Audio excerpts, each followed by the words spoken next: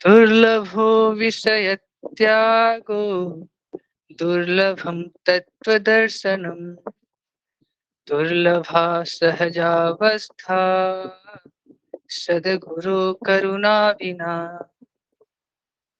ओम शांति शांति शांति।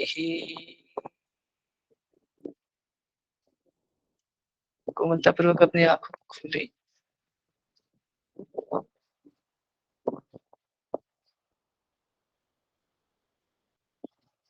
फिर से सभी को मेरा प्रणाम। चलिए आज सत्र को प्रारंभ करते हैं जी। तो कल हम सभी ने क्या क्या पढ़ा इस विषय में थोड़ा चर्चा करेंगे। फिर उसके बाद आज के सेशन के लिए हम प्रस्तुत होंगे। तो कल हमने जाना कि हठ योग क्या है, हठ योग का अर्थ क्या है और ठ का अर्थ क्या होता है, कौन सा नाड़ी हमारा सूर्य का प्रतीक है, कौन सा नाड़ी चंद्र का प्रतीक है, इनके संयोग से क्या होता है। अच्छा, आप सभी को मेरा आवाज क्लियर आ रहा है? Yes sir, loud and clear. आवाज क्लियर है मैम। कल का थोड़ा पीडीएफ भेज दीजिएगा। कल हम काम में थे, क्लास नहीं हुआ पाता है ना। हम एक जगह पार्ट टाइम जॉब करते हैं, मेरा फाइनेंशियल प्रॉब्लम है।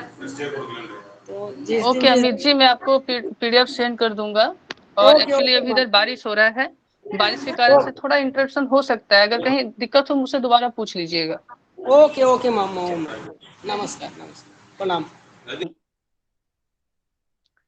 तो कल हमने हट और ठ का परिचय जाना। कौन सा गंगा का प्रतीक है, कौन सा नाड़ी गंगा का प्रतीक है, कौन सा यमुना का प्रतीक है। ईड़ा नाड़ी जो है हमारे गंगा के भगवती गंगा का प्रतीक माना जाता है और पिंगला यमुना नदी के। और इन दोनों का ही जब दाहिने नाड़ी पिंगला और बाएं नाड़ी ईड़ा के द्वारा प्राण को सुषुम्ना नाड़ी में प्रवेश कराकर ब्रह्मरंध्र में समाधिस्थ किया जाता है, इसे हम हठ का परिभाषा समझा। इस प्रकार से हमने हठ योग के विषय को जाना। बहुत अच्छे से हमने श्लोकों के माध्यम से वाराणसी का अर्थ क्या है, वाराणसी हमारे किस चक्र के को वाराणसी का स्थान माना गया है, आज्ञा चक्र को माना गया है, हम ये सब पढ़े। उसके बाद इस जानकारी ये सब पढ़ने के बाद हमने हठ प्रतिपिका में को प्रारंभ किया। और हठ प्रतिपिका में सर्वप्रथम जाना कि हठ प्रतिपिका के रचनाकार कौन है और उनका पूरा नाम क्या है, बताइए कोई। स्वामी शात्माराम का पूरा नाम क्या है? स्वामी सत्ताराम। चिंतामणि स्वात्माराम।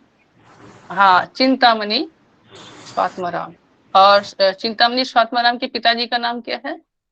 सहजानंद। सहजानंद, श्री सहजानंद। तो हमने ये जाना। और बताइए हठ योग का लाभ के विषय में कल पढ़े थे हम। तो हठ योग का लाभ क्या है? सर, हठ योग का लाभ है 21 बार मृत्यु को जीतना, 7 बार मोक्ष, 14 बार रोग का नाश और 4 बार सर्वथा पापों का नष्ट हो जाना। वेरी गुड, बहुत अच्छा निष्ठा जी। तो कल हमने ये जाना कि हठ योग का बेनिफिट क्या होता है, जो हठ योग अभ्यासी होते हैं उनको किस प्रकार की दक्षता प्राप्त हो जाती है। ऐसा कोई व्यक्ति नहीं है कि जो मृत्यु को जीत ले, लेकिन हाँ वो मृत्यु को जीतने के समान बन जाता है। यहाँ पर कहा गया है 7 बार परम मोक्ष को प्राप्ति करने योग्य बन जाता है। व्यक्ति अगर एक बार ही मोक्ष प्राप्त कर ले तो उसके जीवन सार्थक हो जाए।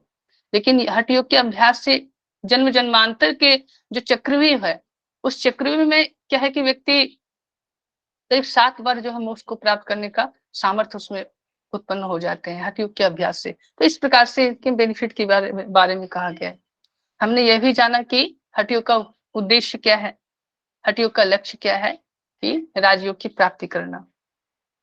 तो आज चलिए हम, और इसके अतिरिक्त हमने क्या क्या पढ़ा कि हठ प्रतिपिका का काल क्या है, हठ प्रतिपिका में योग का स्वरूप क्या है, हठ योग साधना का लक्ष्य क्या है ना। और हठ योग प्रतिपिका में योग के अंग के विषय में पढ़ा, जो मुख्यतः 4 अंग है, आसन, प्राणायाम, मुद्रा और नादानुसंधान। इसमें हमने ये भी जाना कि आसन में सर्वश्रेष्ठ आसन कौन सा है, और कुंभक प्राणायाम में सर्वश्रेष्ठ प्राणायाम कौन सा, अर्थात कुंभक कौन सा है। मुद्रा के विषय में थोड़ा पढ़ा, नादानुसंधान के विषय में पढ़ा। फिर इसमें जो बाहरी दिखावे की आलोचना एवं कर्मयोग की प्रधानता के विषय में भी कल हमने अध्ययन किया कि हाँ, हठ प्रतिपिका में कर्मयोग को भी प्रधानता बहुत दिया गया है। इस श्लोक के माध्यम से कि क्रियायुक्त से सिद्धि स्यात् अक्रिय से कथम भवेत्, न शास्त्र पाठ मंत्रेण योग सिद्धि प्रजायते। योग सिद्धि केवल पढ़ने, कोई पुस्तक ग्रंथ पढ़ने से नहीं होती, उनके लिए हमें योग अभ्यास करना पड़ता है। क्रियैव कारणम सिद्धि सत्यमेत न संशया। सिद्धि का हेतु ही क्या है, सिद्धि का हेतु केवल क्रिया है, अर्थात कर्म है। और हमने ये भी कल अध्ययन किया कि क्रिया को गोपनीयता क्यों रखा गया, किस लिए गोपनीय रखा गया। मैं क्या बताया था कल, दो मुख्य इसके रीजन है जिसके कारण से क्रिया को गोपनीय रखने की बात कही गई है प्रदीपिका में। वो दोनों रीजन बताइए। या तो क्रिया दुर्लभ हो, हाँ है ना, और एक और क्या हाँ जी, बताया? हाँ, या तो क्रिया निकृष्ट हो, है ना, या तो क्रिया किसी को बताने निंदनीय हो, निंदनीय हो, बहुत बुरी हो, है ना, हम्म, बहुत बुरी हो, निंदनीय हो, किसी को बताया नहीं जा सकता। एक व्यभिचारी बताएगा कि मैं चरित्रवान हूं, मैं चरित्रहीन हूं, वो कभी नहीं बताएगा। एक चोर बताएगा कि मैं बहुत बड़ा चोर हूं। एक खून करने वाला खूनी कभी नहीं बताएगा कि हाँ मैं खूनी हूं। तो हम इस तरह की बातों को गोपनीय रखते हैं। या तो बहुत दुर्लभ है कि मेरे पास करोड़ों संपत्ति है, मेरे पास हीरे जवाहरात हैं, वो किसी से शेयर नहीं किया जाता। तो किस लिए नहीं किया जा सकता कि व्यक्ति को उसके प्रति लोभ आ सकते हैं। लोभ बस वो क्या है कि पाप कर सकते हैं, दुष्प्रयोग कर सकते हैं, हानि पहुंचा सकते हैं, या वस्तु का दुष्प्रयोग कर सकते हैं। अगर उन्हें पता भी चल जाए तो उसको किस तरह से प्रयोग करना चाहिए वो उसे मालूम ना हो, उसका दुष्प्रयोग कर सकते हैं।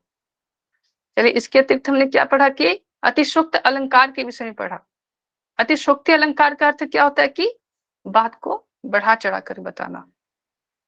मैंने क्या उदाहरण दिया था कल कि सुंदर स्त्री को देखकर हम क्या कहते हैं कि चांद सा मुखड़ा, है ना। व्यक्तिगत तो देखिए कोई ऐसे स्त्रियां नहीं कि उनका मुखड़ा चांद का जैसा हो, लेकिन क्या हम बढ़ा चढ़ा करके बातें को प्रशंसा के लिए हम कहते हैं।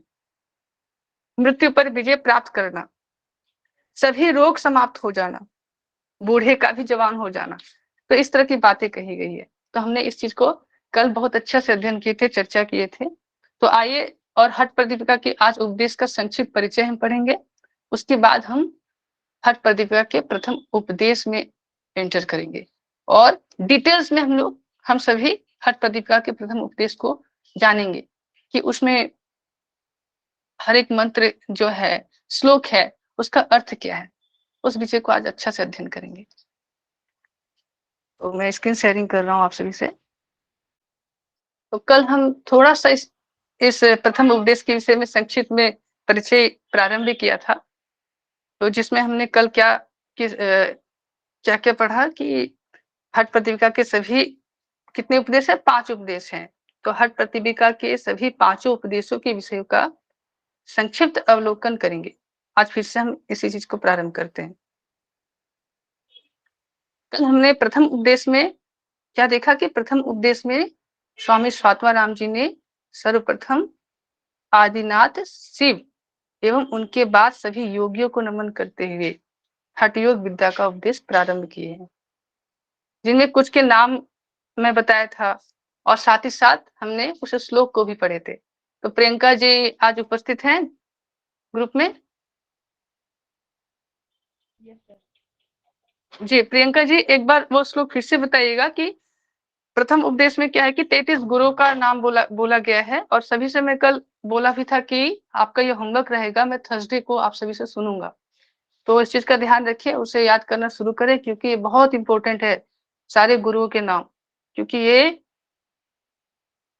एग्जाम में आते हैं। नेट यूजीसी नेट के एग्जाम में ये अनिवार्य है, हो सकता है कहीं ना कहीं फिर पूछ दे, एक बार पूछा भी गया है। तो इस चीज पे कमांड हम लोगों का अच्छे से होना चाहिए, एकदम क्रमांक वाइज जिस प्रकार से दिया गया है उसी प्रकार से इस श्लोक को याद कर ले। तो प्रियंका जी एक बार फिर से श्लोक को सुना दीजिए, बहुत मधुर ध्वनि से आपने सुनाए थे, बहुत अच्छा लगा था हमें। अरे बघून तरी व्यवस्थित लिहा रे. जी सर. अभ्यास करायचा बाळा जरा, थोडेसे दिवस बाकी ना एग्जामचे. कृपया म्यूट कर ले. कौन बोल रहा है? मैं स्क्रीन शेयर कर रहा हूँ तो देख नहीं पा रहा. अपने आप को म्यूट कर ले, फिर बात करें या स्वाध्याय पे अपने एकाग्रता को लगाएं. चलिए प्रियंका जी एक बार प्रारंभ करें फिर से. जी सर. ओम श्री आदिनाथ मशेंद्र सावरानंद भैरवा चौरंगी मीने गौरक्ष विरूपाक्ष विलेशः मंथानो भैरवो योगी सिद्धि बुद्धस्य कंथड़ी कौरंटकः सुरानंदा सिद्धिपादस्य चरपटी कानेरि पूज्यपादश्च नित्यनाथो निरञ्जनः कपालिविन्दुनाथश्च काकचण्डीसुराव्याः अल्लाहमा प्रभुदेवश्च घोडचोली च चिन्तिणी भानुकी नारदेवश्च खण्डकपालिकस्ततः. Thank you sir. बहुत बढ़िया. लास्ट का 2 जो श्लोक है उसे भी याद कर लीजिएगा. इत्यादयो महासिद्ध हठ योगो प्रभावता खंडयित्वा कालदंडम ब्रह्मांते विचरन्ति ते. बहुत अच्छा लगा प्रियंका जी. तो 33 गुरु का श्लोक महत्वपूर्ण है, तो उसके विषय में भी पढ़ना है, उसे भी हमें याद करने हैं. और हठयोग साधना के लिए उपयुक्त प्रथम उपदेश में ही हठयोग साधना के लिए उपयुक्त स्थान के विषय में भी बोला गया है कि हर हठ योग का अभ्यास किस प्रकार के स्थान में करेंगे, कैसे स्थान में करना चाहिए, वहां का वातावरण कैसा होना चाहिए. हठ प्रदीपिका में योग साधना आरंभ करने से पहले योगी के लिए उपयुक्त स्थान एवं देश का वर्णन भी हठ प्रदीपिका में किया गया है. योग साधना के स्थान को मटिका अर्थात कुटिया कहा गया है. हठ योगी को एकांत स्थान में, जहां का राज्य अर्थात देश अनुकूल हो, धार्मिक हो, धन्य धान से भरपूर हो, जहां किसी तरह का कोई उपद्रव ना होता हो, ऐसी जगह पर साधक को एक कुटिया बनाकर रहना चाहिए. आगे उस कुटिया के बारे में बताते हुए कहा है कि उस कुटिया के चारों तरफ 4 हाथ प्रमाण है ना, लगभग 25 फीट तक क्या रहना चाहिए, क्या नहीं रहना चाहिए, पत्थर, अग्नि एवं पानी आदि, हाँ, आदि नहीं होना चाहिए. माफी चाहूंगा, 1 सेकेंड रुकिएगा. बाबू अभी नहीं, अभी आप जाओ. हाँ.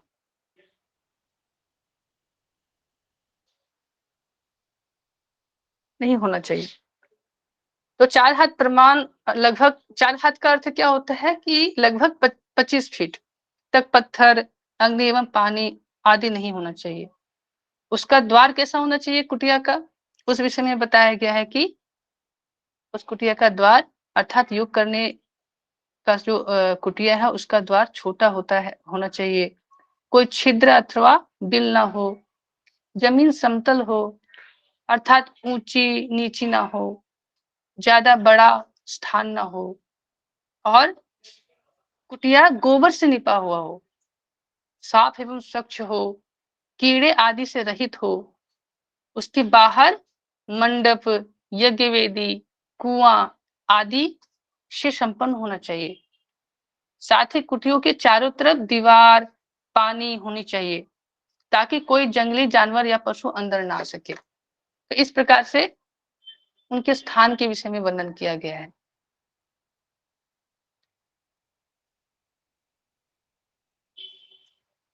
सर 4 हाथ का मतलब तो 6 फीट ही होता है. 4 हाथ प्रमाण है ना, लगभग 25 फीट होता है. ठीक है, 4 हाथ बोला, 1 हाथ लगभग आपका 6 फीट होता है. 4 हाथ यहाँ का वर्णन किया गया है ना. 1 हाथ 6 फीट कैसे होगा सर? 1.5 फीट ही माफी होता है. चाहूंगा. हाँ हाँ, हेलो. हाँ 1.5 फीट. सर वो मैं इसे अच्छा ठीक है, इसके लिए माफी चाहूंगा, यहाँ गलत नोट किया गया है। 6 फीट शायद हेलो। सर 6 फीट मतलब उनका है 6 हाथ, तो एक हाथ करके ऐसे ऐसे करके, क्योंकि हम जब अंगुल से भी नापते हैं ना तो ऐसे नापते हैं अंगुल करके, हाँ जी। तो शायद वो दिया है उन्होंने, हाथ की हथेली से अगर हम ऐसे नापे तो ऐसे हाइट भी नापते हैं ना, तो हम ऐसे नापते हैं, तो उस हिसाब से हम लिखा होगा। हाँ, उनके कैलकुलेशन के अनुसार से 25 फीट लिखा गया है, क्योंकि कुटिया बनता है तो क्या है कि आप सोच सकते हैं एक एक एक हाथ में कुटिया क्या ही बनेगा। ठीक है, तो सही मापदंड बना करके ऐसा कहा गया है। इसके बाद साधक एवं बाधक तत्व की चर्चा की गई है हठ प्रदीपिका में, कि हठ प्रदीपिका में योग साधना में बाधक एवं साधक तत्व का वर्णन किस प्रकार से किया गया है, कि जिनमें से बाधक तत्व का त्याग करके साधक तत्व का पालन करने का उपदेश दिया गया है। बाधक तत्व कौन कौन से हैं? 6 साधक तत्व और 6 बाधक तत्व की चर्चा। हाँ, उसी का सर श्लोक है ना, वो श्लोक है ना। अपना जल को नियम अत्याहार षड्वीर योगे विनश्यति। हाँ, एक बार आस्ते आस्ते बताएं भाई जी, आपको मैं देख नहीं पा रहा, श्लोक ठीक से बताइए। अत्याहार प्रजल्पो नियम अत्याहार प्रजल्पश्च, अत्याहार प्रजल्पश्च, अत्याहार पर्याप्तश्च प्रजल्पो नियम आग्रह जनसंपर्क लौल्यम च षड्वीर योगे विनश्यति। चलिए बहुत बढ़िया। किसी किसी पुस्तक में क्या है कि प्रजल्प को पहले दिया गया है और किसी में प्रयास को पहले दिया गया है, कोई बात नहीं, अच्छी बात है। हाँ, चौखंबा पब्लिकेशन में जब आप पढ़ेंगे, बहुत अच्छी बात है, अच्छी बात है। तो आपके चौखंबा पब्लिकेशन में पहले प्रजल्प दिया हुआ है, अत्याहार प्रजल्पश्च प्रयासो नियमग्रह जनसंगश्च लोल्यम च षट्वीर योगो विनश्यति। तो इसमें क्या कहा गया कि एक योगी साधक को बाधा पहुंचाने वाले इन सभी बाधक तत्वों से बचना चाहिए। तो अत्याहार का अर्थ क्या होता है कि अत्याधिक भोजन करना। प्रजल्प का अर्थ क्या होता है बताइए कोई? बहुत मेहनत करना, लेबर ज्यादा करना। अधिक श्रम हो गया। नहीं, नहीं, प्रजल्प का अर्थ होता है कि अत्याधिक बोलना। अधिक बोलना हो गया, प्रयास हो गया, जो हो गया। हाँ, प्रयास हो गया आपका अत्याधिक परिश्रम करना। ठीक है, और नियम आग्रह का अर्थ होता है नियम पालन में कठोरता। नियम से जीना, नियम का पालन करना बहुत जरूरी है, लेकिन क्या है कि अति सर्वत्र वर्जते। एक श्लोक है रामायण के लिए कहा गया है, शायद ये चाणक्य नीति का श्लोक है कि अति दाने बलि राजा, अति गर्भे न रावणा, अति सौंदर्य सीता हरणी, अति सर्वत्र वर्जते। बलि राजा बहुत बड़े दानी थे, उनको भी अहंकार था कि मुझसे बड़ा कोई दानी नहीं है, तो भगवान विष्णु ने 52 अवतार लेकर के उनका अहंकार दूर किया। अति दाने बलि राजा, अति गर्भे न रावणा। रावण का भी बहुत गर्व था कि मैं बहुत बड़ा ज्ञानी हूँ, मुझसे संसार में मेरे जैसा कोई बलवान ज्ञानी ब्राह्मण नहीं, तो उनका भी भगवान विष्णु ने क्या किया कि अहंकार तोड़ा। अति सौंदर्य सीता हरणी, सीता माँ की सुंदरता के कारण से ही न रावण उनका हरण किया था। एक लीला था, रावण बहुत बड़े ज्ञानी थे, उसके विषय में बहुत बड़ी एक ज्ञान गहन ज्ञान है, जो हम पढ़ेंगे रामायण को तो जानेंगे। तो अति सौंदर्य सीता हरणी, अति कुछ भी अच्छा नहीं होता। तो इसी प्रकार से अत्याधिक परिश्रम करना भी अच्छा नहीं होता, अत्याधिक नियम पालन करना भी अच्छा नहीं होता। तो देखिए हठ योग में इस बात का कितना सुंदर से वर्णन किया गया है। जनसंग का अर्थ क्या होता है कि अत्याधिक लोगों से संपर्क करना।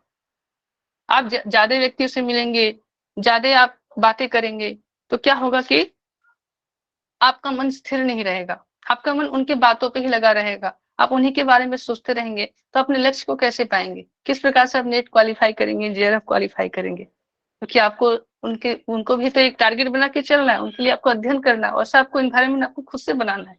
चाहे आप किसी भी परिवेश में रहें, चाहे किसी परिस्थिति में रहे, चाहे आप कहीं जॉब कर रहे हो, चाहे आप किसी कार्य से हो या घर के काम कर रहे हो, गृहिणी के काम करते हो, लेकिन फिर भी क्या है, आपका लक्ष्य निर्दिष्ट होगा तभी आप उस काम को कर सकेंगे। तो ज्यादा जनसंग से ना मिले, ज्यादा बातें ना करें, और चंचलता, मन का अत्याधिक चंचल होना।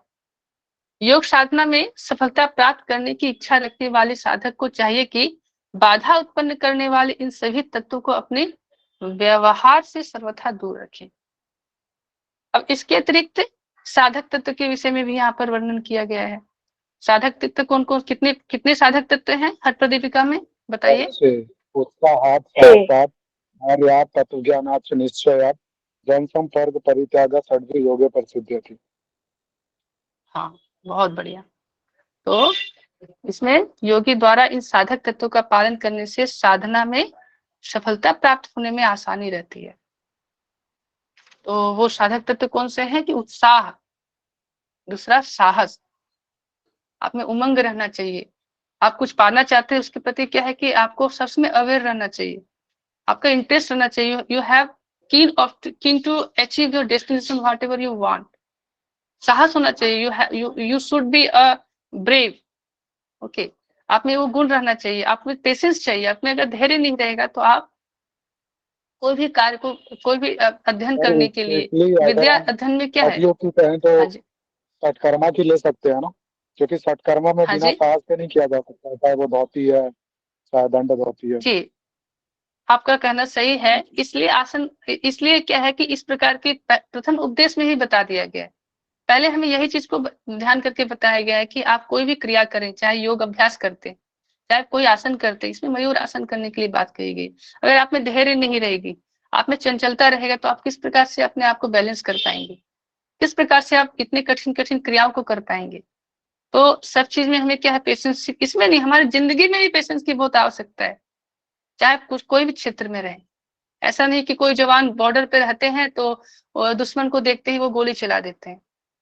उनके जो कमांडिंग ऑफिसर रहते हैं उनमें पेशेंस रहता है कि हाँ, हमें किस प्रकार से कब कैसे स्टेप लेना है, इसका प्रभाव ऊपर ऊपर के स्तर पर क्या पड़ने वाला है, देश का पर क्या प्रभाव रहेगा अगर हम अचानक गोली चला दे। तो पेशेंस से, धीरज से सब कुछ कार्य करना चाहिए। और आपको क्या करना है कि आप में दृढ़ निश्चय होना चाहिए। आपने अगर अपना एम्स के लिए आप जो पाना चाहते हैं, आप अगर दृढ़ निश्चय हो गए कि मुझे ये हासिल करना है तो करना है, कुछ भी हो जाए, तो आप उसे आसानी से पालेंगे। हम पतंजलि योग दर्शन में भी पढ़े हैं ना, दीर्घकाल निरंतर सत्कारा सेवितो दृढ़ भूमि। तो किसी चीज को पाने के लिए क्या रहना चाहिए हमें, लॉन्ग टर्म। कोई चीज आप आसानी से नहीं मिलती। अगर आपको लक्ष्य बहुत बड़ा है, आपको जेआरए पाने हैं, तो उसके लिए क्या परिश्रम भी उसी लेवल पे करने होंगे। लॉन्ग टर्म, दीर्घकाल, लॉन्ग टर्म, निरंतर कंटिन्यूटी। आप में वो कंटिन्यूटी होना चाहिए, लगातार आपको परिश्रम डेली करने। अगर आप आज प्रत्येक दिन 3 घंटा ही पढ़ते, मैं नहीं कहता कि आप 6 घंटा पढ़ो, 8 घंटा पढ़ो। अगर आप में सामर्थ्य है उस चीज को गेन कीजिए, प्रत्येक दिन बढ़ाइए। आप अगर प्रत्येक दिन 3 घंटा ही पढ़ते हैं तो उसको कंटिन्यू रखें, स्तर को बनाए रखें, तो वो आपको जिंदगी में काम आने वाली। ऐसा नहीं आज आपने 3 घंटा पढ़ा, आपने 6 घंटा पढ़ लिया, कल आपने कुछ नहीं पढ़ा, परसों आपने कुछ नहीं पढ़ा, अचानक आपने एक दिन 10 घंटा पढ़ लिए। तो इस तरह से आप कुछ भी नहीं सीख पाएंगे और अपने लक्ष्य को हासिल करने में आपको बहुत कठिनाइयों की सामना करनी पड़ेगी। तो आपका क्या है कि दिनचर्या बहुत अच्छा होना चाहिए। हम गीता में भी पढ़े ना श्लोक, युक्ताहार विहारस्य युक्त चेष्टस्य कर्मसु युक्त स्वप्न बोधस्य योगो भवति दुःखा। तो व्यक्ति का क्या होना चाहिए कि आहार युक्त होना चाहिए। युक्त आहार विहार से युक्त चेष्टस्य कर्मसु, हमें क्या है कि हमें जितना सामर्थ्य उतने कर्म भी करना चाहिए। सब कुछ बैलेंस होना चाहिए, तभी आप अपने लक्ष्य को हासिल कर सकेंगे। तो दृढ़ निश्चय हो जाइए। दृढ़ निश्चय और जनसंग परित्याग। हम क्या करेंगे कि ज्यादा व्यक्तियों के मेल में नहीं रहेंगे, हम उसी व्यक्तियों से मिलेंगे, हम अपने क्षेत्र, हम योग के क्षेत्र के सभी जिज्ञासु हैं, योग को सीखने वाले हैं।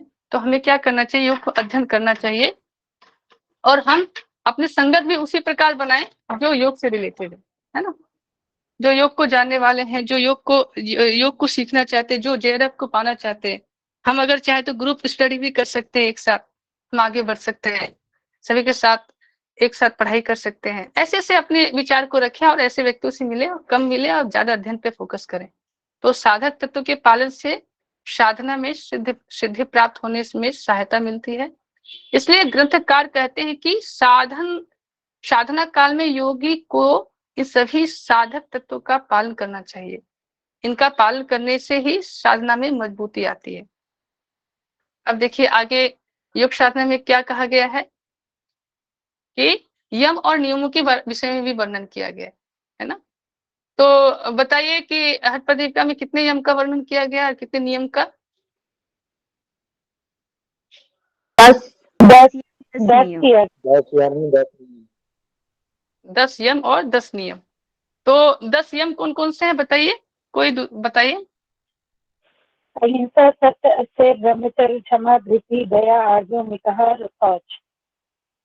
हाँ, शौचम चैव यमादसः, बहुत बढ़िया। और 10 नियम कौन कौन से हैं, कोई और बताएं।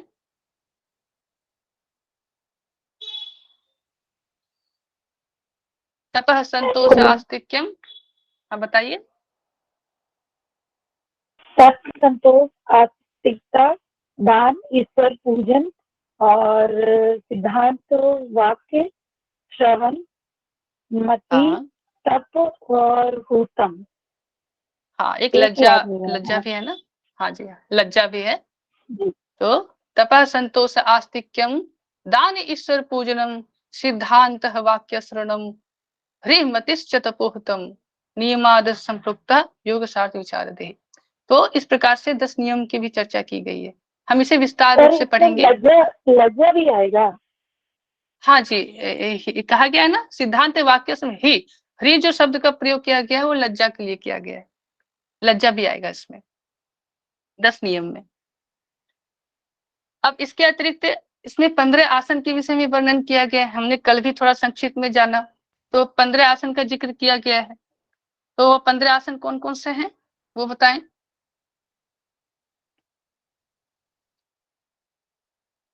कोई बताइए, दूसरे कोई बताइए जिनको आता है जो बताए। स्वास्तिक आसन, हाँ, गोमुखासन, वीरासन, कूर्मासन, कुकुटासन, उत्तान कूर्मासन, धनुरासन, मस्तेंद्रासन, पश्चिमोत्तानासन, मयूरासन, शवासन, सिद्धासन, पद्मासन और सिंहासन।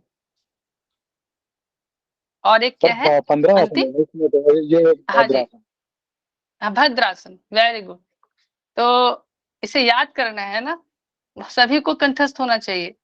तो इसको याद करने का भी ट्रिक है, मैं ट्रिक आप सभी से शेयर करूंगा। थोड़ा सा मैं अभी आपको लोग बताता हूँ कि इसे याद कैसे करना है। स्वस्तिक गोमुख वीरासन, कुर्मम कुकुट उत्थान कुर्मासन, धनु मत्स्य पश्चिमासन, मोर शवासित पद्मासन, सिंह सिंहासन और भद्रासन। इस प्रकार से अगर सीक्वेंस से अगर एक रिदम के साथ याद करना चाहेंगे तो देखिएगा आपका इस एक माने कविता के फॉर्म में याद हो जाएगा। तो हमारा पूरा जब उपदेश कंप्लीट हो जाएगा, माने एक पहला उपदेश कंप्लीट हो जाएगा, तो उपदेश कंप्लीट होने के बाद मैं आपको ट्रिक बता दूंगा कैसे किस तरह से याद करना है। लेकिन आप सभी से आग्रह है कि अभी प्रथम उपदेश जो है, प्रथम उपदेश के जितने भी श्लोक है वेरी वेरी इंपॉर्टेंट है, हम सभी को कंठस्थ होना चाहिए। कोशिश करें कि सारा कंठस्थ कर ले, अगर नहीं भी सकते तो आसन 15 आसन में आप पहला 4 छोड़ दें। अगर लगे तो नहीं कि हमें 15 आसन अभी नहीं करने, तो आप अंत में कर लीजिएगा। लेकिन इसके अतिरिक्त सारे जितने भी हैं हमारे यम का जो श्लोक है, नियम का जो श्लोक है, इसके पहले बाधक तत्व साधक तत्व के जो श्लोक है वो अनिवार्य है, आप सभी याद कर लीजिएगा। आपको हठपदेका में भी काम आने वाले हैं और घेरन संहिता में भी काम आने वाले हैं। तो इस चीज को जरूर ध्यान रखिएगा। तो उसके बाद प्रमुख अथवा श्रेष्ठ आसन कौन कौन से कहे गए हैं इसमें? सबसे श्रेष्ठ आसन कौन थे? कल पुंडरीक जी बताए थे ना,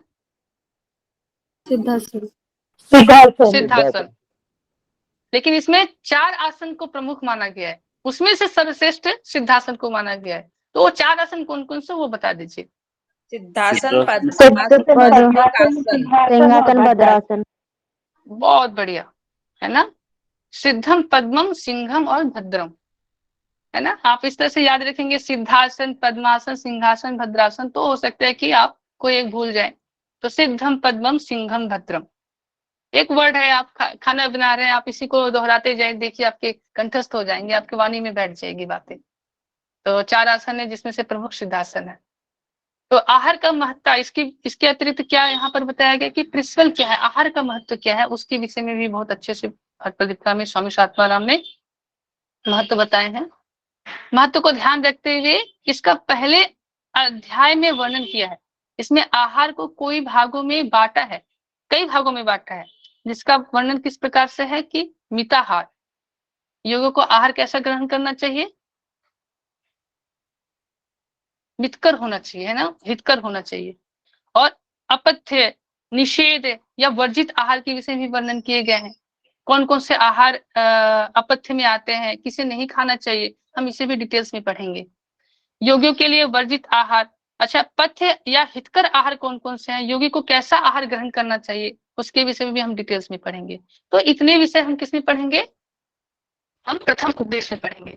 अब आइए हम द्वितीय उपदेश में क्या क्या पढ़ेंगे उसका संक्षिप्त बातें जान लें कि द्वितीय उपदेश में हम इसमें किसकी प्रधानता है। द्वितीय उपदेश में अध्याय में मुख्य रूप से प्राणायाम एवं षटकर्म की चर्चा की गई है। सर्वप्रथम कौन सा प्राणायाम किसका वर्णन करते हुए प्राणायाम को प्रारंभ किया है। प्राणायाम करने के पूर्व हमें क्या करना चाहिए, हठ प्रतीका में क्या बताया गया है, आप लोग बताएं। वेरी गुड, नाड़ी शोधन का अभ्यास करना चाहिए जी। तो सर्वप्रथम नाड़ी शोधन का वर्णन करते हुए इसे प्राणायाम से पूर्व करने की सलाह दी गई है। पहले 4 बार कहा गया है ना, सुबह, दोपहर, साय और अर्धरात्रि, चार पहर के बीच। हाँ 80 बार कुंभक करने। हाँ वेरी गुड, 80 बार कुंभक करने की, 20-20 बार प्रत्येक। बहुत अच्छी बात है, पहले वो पूछने के पहले आपने उत्तर बता दिए। ऐसे होने चाहिए प्रकार। अगर आप में ऐसा एक अध्ययन करने का जागरूकता रहे तो आप आसानी से सारे क्वेश्चन आप क्लियर कर लेंगे हठ प्रदीप के। कल भी मैंने जो हाँ वेरी गुड, अच्छा आपकी तीसरी बार है तो बहुत अच्छी बात है, आप में तो अच्छे खासे एक्सपीरियंस होंगे। तो हम जब अध्ययन करेंगे इसके अतिरिक्त भी आप सभी में कोई ऐसी बातें रहेगी कि हाँ हमें शेयर करना चाहिए, इसके अतिरिक्त जो कि बहुत इंपॉर्टेंट है तो आप जरूर शेयर कीजिएगा। कल हम बहुत महत्वपूर्ण बातें सीखे हैं, तो जो कि हठ प्रतिपिका में हम उस चीज को नजरअंदाज कर देते हैं। स्वामी स्वात्माराम के पिताजी के विषय में हम शायद ही बहुत कम होते हैं जो इनको पता होता है। हठ योग के लाभ के विषय में बहुत कम को पता होता है कि हाँ ऐसे भी हो सकते हैं।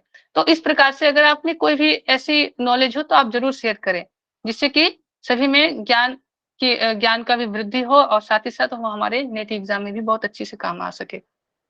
अच्छा, तो द्वितीय अध्याय में पहले नाड़ी शोधन से साधक अपनी नाड़ियों में जमे मल की शुद्धि करे, उसके बाद ही वह बाकी के प्राणायाम करने के योग्य होते हैं। और षटकर्म का भी वर्णन इसी अध्याय में है। षटकर्म का वर्णन करते हुए स्वामी स्वात्माराम जी कहते हैं कि जिस साधक के शरीर में चर्बी या कफ ज्यादा बढ़ता हुआ हो तो उन सभी को प्राणायाम से पूर्व षटकर्मों का अभ्यास करना चाहिए। तो यहाँ पर ओबेसिटी के बाद अगर कोई एलिमेंट की बात कही गई है हठ प्रतिपिका में तो वो क्या कहा गया है, चर्बी एवं कफ, फैट या कोलेस्ट्रॉल हो या कफ रिलेटेड डिजीज हो, जो हम चर्बी के विषय में बोल रहा हूँ, जो आपका फिजिकल एलिमेंट्स है, उन सभी को प्राणायाम से पूर्व षटकर्मों का अभ्यास करना चाहिए। जिनके वात पित्त एवं कफ आदि दोष संतुलित है उन्हें षटकर्म करने से कोई आवश्यकता नहीं है, ऐसे भी कहे गए। अगर आपके देखिए व्यक्ति का क्या है कि दोष ही सम हो, सम दोष सम अग्निश्च सम धातु मूल क्रिया प्रसन्न आत्मान्द्रिय सत्व इत्यादि भी दीयते, तो चरक संहिता में है शायद ये श्लोक। तो जिसका दोष क्या है, सम हो, जिनके जठराग्नि प्रदीप्त हो, तो वे व्यक्ति के निरोगी हैं, उनको फिर विशेष कुछ करने की जरूरत नहीं पड़ती। लेकिन ये क्या है कि एक तरह के देखिए बात ऐसी जो है, ये भी बातें जो है कि इस प्रकार से यहाँ पर रखी गई है कि उसे करने की आवश्यकता नहीं है। इसका मतलब ये नहीं कि हम यहाँ इस संसार के जो भी मनुष्य हैं वो सभी के उनके दोस्त समान है। तो कलयुग में 95% व्यक्ति ऐसे हैं जो योग अभ्यास करने के बाद भी उनके दोस्त क्या कि सब नहीं होते, कभी ना कभी कोई ना कोई डिसबैलेंस होते रहता है। तो योग अभ्यास करते रहें। व्यक्ति क्या करते हैं, रोग आएगा फिर हम योग अभ्यास करेंगे, फिर हम उसका सॉल्यूशन निकालेंगे। अगर हम योग अभ्यास पहले से ही करते रहें तो कितना अच्छा हो, कभी रोग ही नहीं आए, उस विषय में नहीं सोचते, तो फिर आगे जाकर की समस्या होते हैं। तो समस्या आने की हमें प्रतीक्षा नहीं करने हैं, हम समस्या को ही आने नहीं देंगे, हम ऐसे अभ्यास करेंगे। तो षटकर्म में क्या क्या किस किस विषय किस कौन कौन से कर्म के विषय में वर्णन किया गया है कि पहला धोती, बस्ती, नेति, त्राटक, नोली और कपालभाति। देखिए घेरन संहिता में भी सत्कर्म के अंतर्गत चौथे स्थान पर नोली क्रिया का वर्णन किया गया है और 5वें तो स्थान उसमें पर लौलिकी त्राटक का कहा गया है। वर्णन है ना? उसमें हाँ लौलिकी जी है। हाँ हाँ, यहाँ लोलिकी जो है वास्तव में नोली है। तो घेरन संहिता में क्या है, सत्कर्म के अंतर्गत चौथे स्थान पर नोली क्रिया का वर्णन किया गया है और 5वें स्थान पर त्राटक कहा गया है। यहाँ पर क्या उल्टा है, त्राटक पहले है, नोली बाद में, ठीक है। लेकिन हठ प्रतिपिका के चौथे स्थान पर त्राटक और 5वें स्थान पर नोली क्रिया को रखा गया है। तो इस चीज का भी ध्यान रखें। हमारे गुरुजी कौशल सर अभी पढ़ा रहे हैं घेरन संहिता, आप लोगों ने इस चीज को पढ़े होंगे। वहां पर पहले ही देखिएगा नोलिकी कहा गया है, लोलिकी कहा गया है। तो अब देखिए कि कुंभक प्राणायाम को क्या कहा गया, कुंभक कहा गया है। और हठ प्रतिपिका में भी घेरन संहिता की तरह, घेरन संहिता में कितने कुंभक है टोटल? सर 8 है। 8 है। और यहाँ हठ भी 8 है। प्रतिपिका में भी 8 है ना। तो यहाँ पर कौन कौन, हाँ जी, शीतली, भस्त्रिका, वरामृत, मूर्छा, प्लावनी, अष्ट कुंभक। हाँ, सूर्य भेदी उज्जाई, शीतकारी शीतली तथा भस्त्रिका, भ्रामरी, मूर्छा, प्लावनी, अष्ट कुंभका।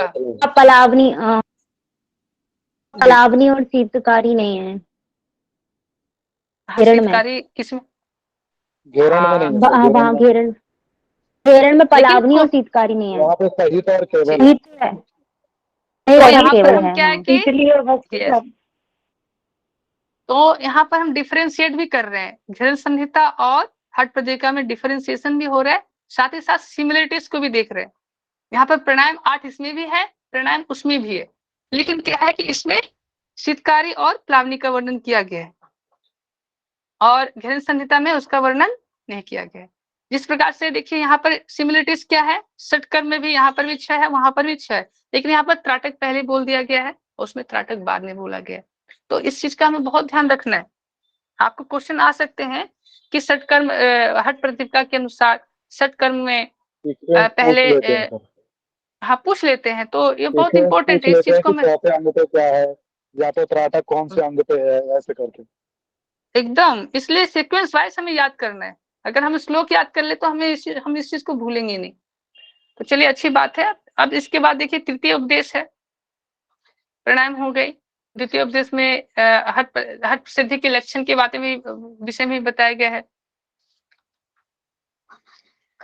हाँ बोलो, हाँ लगा देंगे बाबू, हाँ ठीक है। तो हठ सिद्धि के लक्षण के विषय में क्या बोला गया है कि वपु कृष्णत्वम वदने प्रसन्नता, नादा स्फुटत्वम, नयने सुनिर्मले, आरोग्यतम बिंदु जय निरूपणम, नारी शुद्धि, आरोग्यतम बिंदु जय अग्नि दीपनम, है ना। तो इस प्रकार से स्थान के विषय में भी बताया गया है। तो हठ सिद्धि के लक्षण बताया गया। एक सिद्धि जो हठ साधना करते हैं उसमें किस प्रकार के विभूतियां होते हैं, किस प्रकार के उनके लक्षण दिखते हैं, उस विषय में बहुत अच्छा से वर्णन किया गया है। तो आप मुझे ये बताइए, जो श्लोक है जो मैं बताया, प्रथम उपदेश के कितने नंबर श्लोक में आते हैं ये?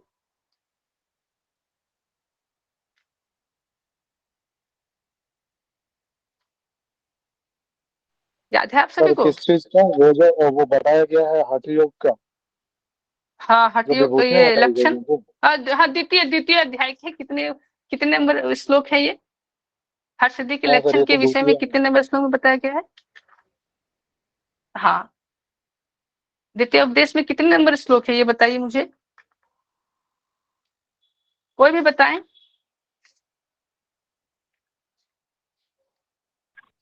है। हाँ जी 78 है ना, ये लास्ट वाला है। किसान तुम बदने प्रसन्नता, नयने सुनिर्मले। वेरी गुड, ये हमारा अंतिम श्लोक है हठ प्रतिपिका के दूसरे उपदेश का। तो एक ऐसे क्वेश्चन आ सकते हैं कि हठ सिद्धि के लक्षण कितने नंबर श्लोक में वर्णन किया गया है दूसरे अध्याय में या दूसरे उपदेश में। तो क्या कहा गया है कि वपु कृषत्वम, इसका अर्थ क्या होता है कि शरीर से मोटापा का कम होना। जब हम प्रत्येक दिन हड्डियों का अभ्यास करते हैं तो हमारा शरीर से मोटापा कमता है। वदने प्रसन्नता, एक मुख पर प्रसन्नता आती है। नादा स्फुटतम, इसका अर्थ क्या होता है कि अनाहत नाद का स्पष्ट सुनाई देने लगती है। और नाड़ी विशुद्धि, सुषुम्ना का पूर्ण शुद्ध हो जाता है, सुषुम्ना का पूर्ण शुद्ध होना प्रारंभ हो जाता है। और नयने सुनिर्मले का अर्थ होता है कि नेत्रों का पूर्ण निर्मल हो जाना। आरोग्यता, इसका अर्थ हम जानते हैं कि रोगों का पूर्ण अभाव हो जाना। विंदुजय, अर्थात वीर्य पर विजय प्राप्त कर लेते हैं हम। अग्निदीपनम, जठराग्नि का प्रदीप्त हो जाता है। और नाड़ी शुद्धि, अर्थात सुषुम्ना नाड़ी की पूर्ण शुद्धि, ये सब हठ योग के लक्षण है ना। वपु कृषतम, वदने प्रसन्नता, नादा स्फुटतम, नयने सुनिर्मले, आरोग्यता, बिंदु जयोग्नि दीपनम, नाड़ी विशुद्धि, हठ योग लक्षणम। तो ये हमारा द्वितीय उपदेश का अंतिम श्लोक है। और तृतीय उपदेश में किस चीज का वर्णन किया गया है? तो तृतीय अध्याय में, तृतीय उपदेश में मुद्राओं का उपदेश दिया गया जी। कुंडली शक्ति को जागृत करने के लिए मुद्राओं के अभ्यास को बहुत उपयोगी माना है। कुल कितने मुद्रा का विषय में बताया गया है? 10 मुद्रा। 10 मुद्रा कौन कौन सा है? महामुद्रा, महामुद्रा, महाबंध, महावेद, केसरी, उड़ियान, मूलबंध, अलंदर में विकसित करनी, बजरौली, शक्ति चालनी। अच्छा ये मुझे बताइए, आप दोनों को छोड़ करके, क्योंकि आप दोनों एक्टिव दिख रहे हैं, बाद बाकी मुझे पैसिव क्यों दिख रहे हैं? एक्चुअली देख तो नहीं पा रहा हूँ सभी को, नहीं तो मैं नाम से सभी को पुकारता। तो चलिए कोई बताइए कि इन सभी में सुना रहे हैं तो दूसरे को कष्ट लेने की जरूरत क्या है? कोई बात नहीं, यहाँ सर बाकी सुन सकते हैं। भैया मेरे को एक बात बताइए। हाँ जी, यहाँ पे बजरौली बताया है, बजरौली मुद्रा बताई है, तो यहाँ पर उसके 2 टाइप्स बताए ना, डिफाइन किए हैं, सहजोली, अमरोली। इसमें सहजोली और डिफरेंस क्या बता सकते हैं? डिफरेंस बता बेशक दीजिए बताऊंगा। आप थोड़ा सा क्या पेशेंस अभी रखिए। देखिए अभी तो सिर्फ वही कर रहा हूँ। अरे वो अभी ना चर्चा, मेरा कहने का मतलब है इसमें ही आते हैं क्या वो, कि सिर्फ बजरौली है क्या इसमें? वो उसके 2 पार्ट हैं? नहीं, बजरौली के 2 पार्ट हैं। बजरौली नहीं आएगा, वो बजरौली के 2 पार्ट हैं, अमरोली, लेकिन वैसे टोटल 10 ही होंगे। ठीक है, बस यही। यहाँ पर हाँ जी हाँ, देखिए मुद्राओं के विषय में यहाँ पर 10 जो बोला गया उसमें सिर्फ बजरौली का वर्णन किया गया है। सहजोली और अमरोली को हम यहाँ पर नहीं लाएंगे। हाँ, इसके अंदर हम पढ़ेंगे, जब हम खिचड़ी मुद्रा को पढ़ेंगे, जब हम बजरौली को पढ़ेंगे, तो सहजोली क्या है, अमरोली क्या है, हम इस विषय को भी जानेंगे। इसमें भ्रांतियां क्या है उस विषय को भी जानेंगे, और किस लिए इस चीज का वर्णन किया गया हम इसे भी जानेंगे। तो ये हमारे 10 मुद्राओं का वर्णन किया गया। इसमें से अच्छा मुझे ये बताइए, इन सभी मुद्राओं में से सबसे सर्वश्रेष्ठ मुद्रा कौन सा है? खेचरी मुद्रा। खेचरी मुद्रा, बहुत अच्छी बात है। और इसके अतिरिक्त देखिए, अब ये मुद्राओं का विषय में तृतीय अध्याय में अच्छे से वर्णन किया गया है।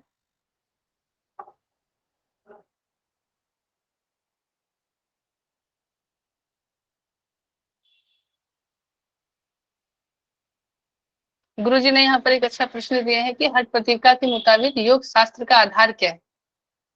तो कुंडलिनी को ही योग शास्त्र का आधार बताया गया। देखिए ये बहुत इंपॉर्टेंट क्वेश्चन है, ऐसे क्वेश्चन पूछे जा सकते हैं। ये पीडीएफ भी शेयर कर दिया जाएगा ग्रुप में। तो जैसे ही मैं आज का सेशन होने के बाद मैं ये पीडीएफ भी शेयर कर दूंगा, और कुछ इंपॉर्टेंट श्लोक है वो भी शेयर कर दूंगा। तो क्या है कि आप लोग को सुविधा होगी। हमारा पहला उपदेश, पहला जो सत्र है, इंट्रोडक्शन ही सेशन था, जो कल भी रहा और आज भी रहा, और इसमें हमारा लगभग क्या है कि कवर हो गया। मान के चलिए हठ पत्रिका का हम 60 तत्व जिस्ट हम अच्छे से जान लिए। और एक बात ध्यान रखिए, अगर आपको इम्पोर्टेंस अगर पता चल जाए किसी के कंटेंट का, तो आपको जब उसे डिस्क्रिप्टिव वे में जब स्टडी करेंगे तो आपको ज्यादा असुविधा नहीं होगी, आप आसानी से उस चीज को पकड़ लेंगे। तो तृतीय अध्याय में हम उपदेश के विषय पर, चतुर्थ अध्याय में चौथे अध्याय में किसकी चर्चा की गई है? नादानुसंधान की चर्चा की गई है। और हाँ जी, हठ पत्रिका में नादानुसंधान को योग का अंतिम अंग माना गया है। इसकी कितनी अवस्थाएं हैं? 4 अवस्थाएं। जी। और इन सभी अवस्थाओं में योगी की क्या अवस्था अथवा कैसे लक्षण होते हैं, उनके भी विस्तार से उन्होंने उल्लेख किया है। हाँ जी। ग्रंथियों का भेदन होता है और कुछ नाद अलग अलग। नाद सुनाई अच्छा। देते हैं और अलग अलग टाइप के। जी जी। तो और देखिएगा इसी अध्याय में, चौथे अध्याय में ही समाधि का परिभाषा दिया गया है, है ना। और समाधि का समाधि अथवा योग की विभिन्न परिभाषाओं का भी मुख्य रूप से वर्णन किया है। और साथ ही समाधि में कितने पर्यायवाचिक शब्द हैं, समाधि का इसमें पर्यायवाचिक शब्द भी प्रयोग किया गया है ना समाधि के लिए। प्रमुखता से माने मुख्य रूप से कितने समाधि का पर्यायवाचिक शब्द प्रयोग किया गया है। राजयोग समाधिश्च उन्मनी च मनोन्मनी अमृतत्वं लसस्तुं शून्य शून्य परम पदम। 8 हम जब पढ़ेंगे देखिएगा, ध्यान रखिएगा, समाधि के 16 पर्यायवाचिक शब्द को भी प्रमुखता से बताया गया है।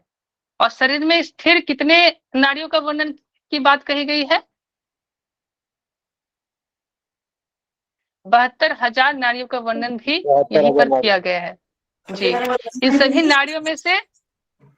नाड़ियों में से प्रमुख नाड़ी कौन सा है, किसे माना जाता है?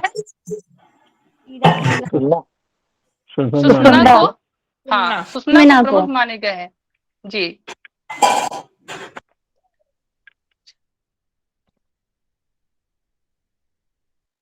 इसी अध्याय में लययोग के लक्षण के भी विषय में बताया गया है ना। लययोग के कितने प्रकार बताए गए हैं?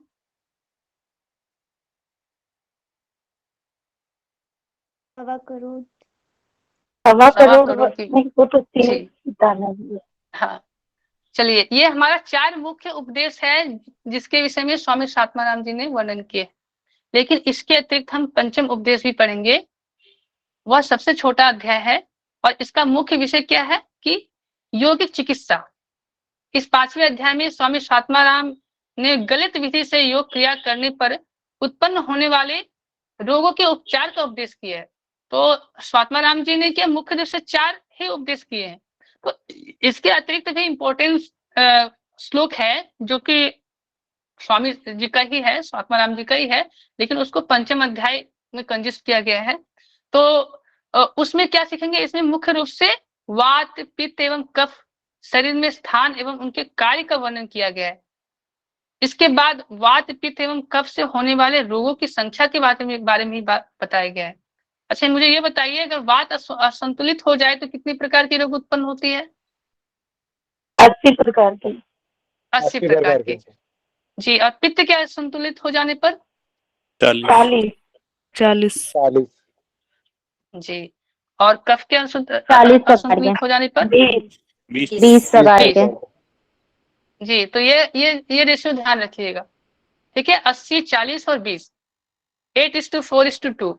अगर आप इस तरह से याद रखें 8:4:2 माने 8 का भाग आधा 4, 4 का आधा 2, तो आपको सहजता से याद हो जाएगी। वात पित्त और कफ इस तरह से आप याद रखें, वात पित्त और कफ, तो 8:4:2 रखेंगे माने 80, 40 और 20। तो 20 प्रकार के रोग का उत्पन्न होने की बात है। आगे के श्लोक में उन सभी दोषों को शांत करने के उपाय एवं रोग की यौगिक चिकित्सा का वर्णन भी किया गया है। तो आज का सत्र हम यहीं पर विराम देते हैं। और आज हमने इनका टोटल हम इंट्रोडक्शन को अच्छे से क्लियर हो गए हैं। और कल से हम क्या करेंगे कि प्रथम उपदेश को अध्ययन करेंगे।